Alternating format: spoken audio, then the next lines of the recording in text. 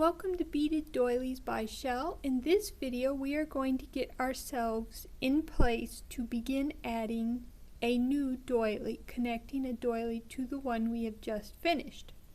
To do so, what we want to do is see where our string is. It is should be 3 beads up on the straight line, which means it is coming out right here. And what we want to do is go down, so we want to go through those 2 beads on that straight line. That's 1.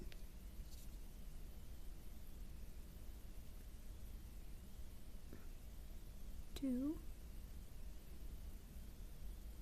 And that puts us at the bottom of the straight line. And then this bead right here is the bottom of our doily. Now on your egg doily it will look different, so you'll need a separate video for the connecting. But for both the regular and the long, you'll want to go through this bottom point doily or bead at the very bottom of your doily.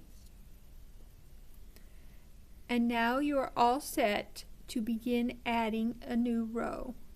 And as this is the first doily, I'm going to, in the next video, show you what to do with your short string. Hope to see you there.